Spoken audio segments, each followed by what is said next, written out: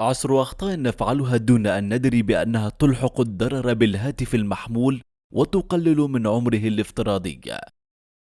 لأنه أصبح من الصعب الاستغناء عن الهواتف الذكية، ولأن تكلفة اقتناء واحد جديدا أصبحت كبيرة نوعا ما، فلذلك يجب أن نعي جيدا ما هي الأخطاء التي قد تلحق الضرر بالهاتف المحمول لنطيل من عمره الافتراضي بقدر الإمكان. وليس هذا فحسب، بل أيضا لتجنب مخاطره كما حدث في بعض أجهزة سامسونج جالاكسي نوت 7 والتي عرضت أصحابها لأخطار كبيرة.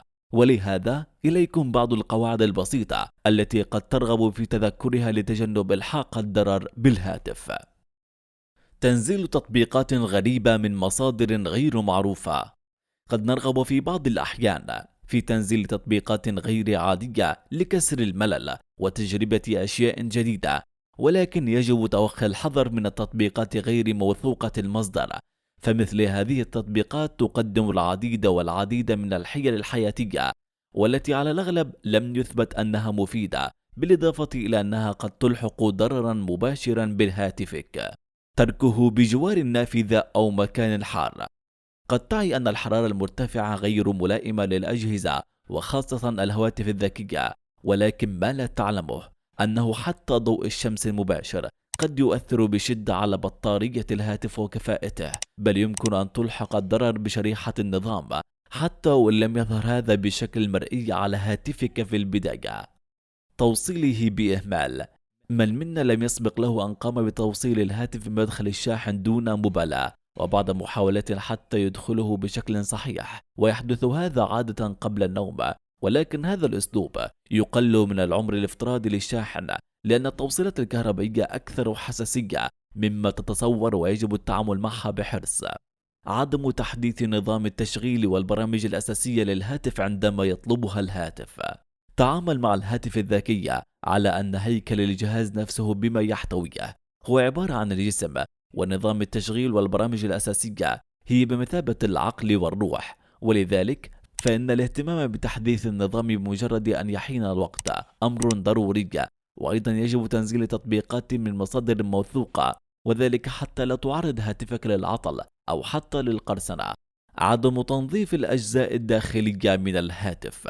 تدخل العديد من الاتساخات وجزيئات الغبار لداخل هاتفك وبعدة طرق، وتعرقل هذه الأشياء من عمل الهاتف. فأبسط شيء قد يصبح جهازك بطيئا، قد يصبح ساخنا، وأنت لا تدري أن السبب ربما يكون في الأتربة المتراكمة بداخله فحسب، ولهذا ينصح بتنظيفه بين الحين والآخر. ولكن إذا كنت لا تجيد التعامل مع الأجهزة، فالأفضل طلب مساعدة أحد المتخصصين، لأن وضع أي شيء كبير الحجم أو غير مناسب فيه قد يؤدي إلى إتلاف الفتحات والأجزاء الحساسة في هاتفك. إمساك الهاتف بيدك في الشارع. ربما ستفاجأ حين تعلم أن حوالي 40 من سرقة هواتف آيفون في العام الماضي تمت حين كان مالكي الهواتف يتحدثون عبر مكبر الصوت في الشارع، ولهذا يجب توخي الحذر، والأفضل استخدام سماعة الرأس للتحدث خاصة عندما تكون في شارع مزدحم. وضعه في الحقيبة بدون حافظة. يستخدم البعض الحافظة ليضفي لمسة من البوضة على هاتفه، ولكن لا يجب استخدامها للغرض الجمالي فحسب، بل لأنها تحافظ عليه من الأتربة والجزيئات التي تتراكم في الجزء السفلي من حقيبتك، وبدونها ستجد تلك الأشياء طريقها داخل هاتفك، مما يؤدي إلى زيادة سخونته وربما تكون السبب في عطله.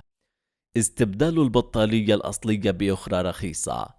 عندما يظهر عطل في الهاتف ونذهب به إلى المتخصصين، فقد يخيرون بين إصلاحه بمنتجات أصلية مرتفعة الثمن ونظائرها رخيصة والتي قد تفي بالغرض، ولكن احذر من أن تختار الأخيرة، لأنها وبالرغم من أنها قد تجعل هاتفك يعمل مرة أخرى، إلا أنها قد تلحق الضرر بالهاتف وتقلل من عمره الافتراضي بشكل كبير، وخاصة عندما نتحدث عن البطارية. استخدام شاحن أو سماعة رأس غير متوافقة مع الجهاز.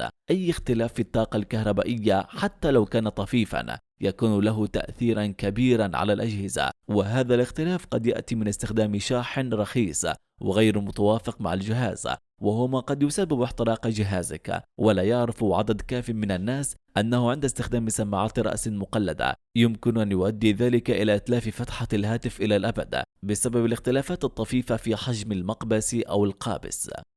تنظيف الفتحات الموجودة في الهاتف بنفسك. نرغب جميعا في تنظيف أجزاء هواتفنا الجوالة حتى لا نترك الغبار يتراكم بداخلها أو حولها، لكن يجب أن تعلم أنه إذا قمت بالأمر بطريقة خاطئة فقد تضر هاتفك دون أن تدري.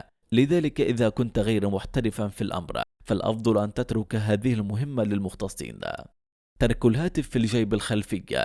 قد يتعطل الهاتف الذكي عند وضعه في الجيب الخلفي، خاصة إذا كان رفيعا للغاية، فربما يسبب هذا انحناءه خاصة إذا نسيت وجلست وهو بالجيب.